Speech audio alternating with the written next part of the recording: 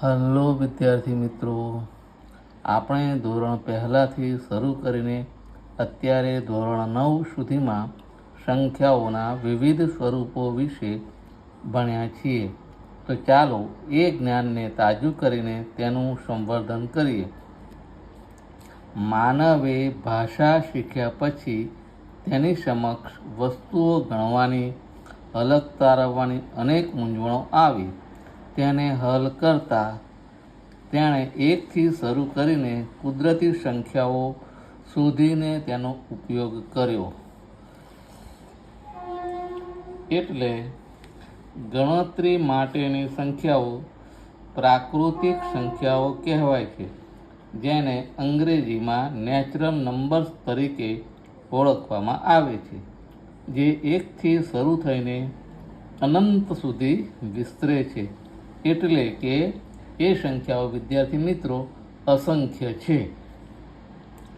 કુદરતી સંખ્યાઓનો ગણ n ગણ કહેવાય છે. નેચરલ નંબર્સનો કેપિટલ અક્ષર n એ કુદરતી સંખ્યાઓના સમૂહની ઓળખ માટે સંકેત તરીકે n વપરાય છે. કુદરતી સંખ્યાઓમાં એક પણ ન હોવાની ઘટનાને વ્યક્ત કરવા ઝીરોની શોધ થઈ. હું તમને જણાવું છું કે ઝીરોની શોધ ઈસવીસન 5મી સદીમાં ભારતના આર્યભટ્ટ દ્વારા ઝીરોનો ખ્યાલ રજૂ કરવામાં આવેલો અને બ્રહ્મગુપ્તે 7મી સદીમાં તેનો ઉપયોગ કર્યો હતો. ઝીરોથી શરૂ થતી અને જમણી તરફ અનંત વિસ્તરતી સંખ્યાઓ પૂર્ણ સંખ્યાઓનો ગણ કહેવાય છે. પૂર્ણ સંખ્યાઓ પણ અનંત છે, એ તમે યાદ રાખશો. એટલે શૂન્ય એ પૂર્ણ સંખ્યા પણ છે અને આગળ ભણીશું તે પૂર્ણાંક સંખ્યામાં પણ શૂન્યનો સમાવેશ થાય છે. શૂન્ય એ પ્રાકૃતિક સંખ્યા નથી, એ વાલા વિદ્યાર્થી મિત્રો યાદ રાખજો.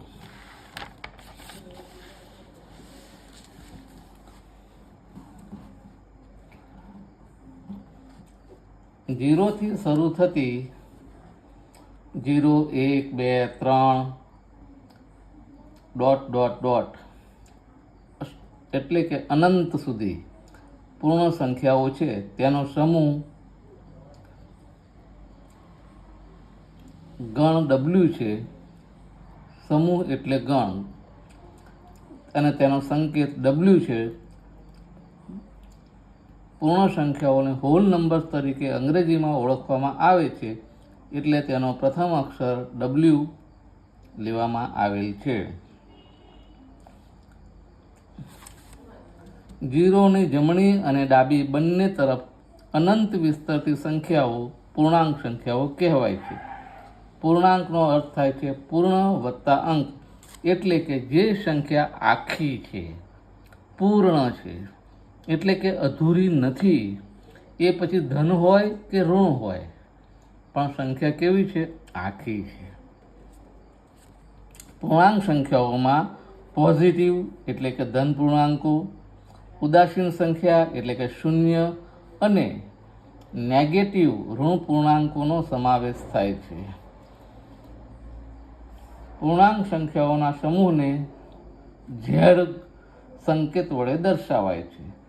પૂર્ણાંક સંખ્યાઓને ઇન્ટેજર્સ કહે છે અંગ્રેજીમાં, એ આપણે યાદ રાખીશું. ઝેડ સંકેતનો ઉપયોગ ગણ દર્શાવવા થાય છે.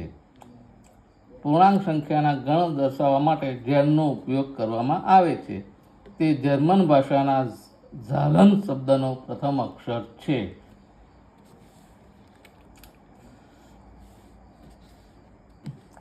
પૂર્ણાંક સંખ્યાઓનું કેન્દ્ર બિંદુ ગણીએ તો શૂન્યને કહી શકાય.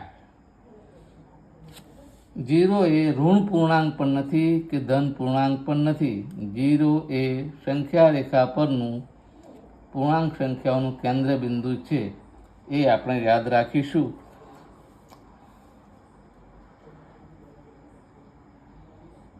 તમારા માટે એક હોટ ક્વેશ્ચન લઈને આવ્યો છું, જે તમે મને કોમેન્ટમાં જવાબ લખી જણાવશો. What question for you? શૂન્ય એ એકી સંખ્યા છે કે બેકી સંખ્યા છે? કોમેન્ટમાં જવાબ લખો. વાલા વિદ્યાર્થી મિત્રો, આ વિડીયો તમને ખૂબ જ ઉપયોગી નીવડે એવી પ્રભુને પ્રાર્થના.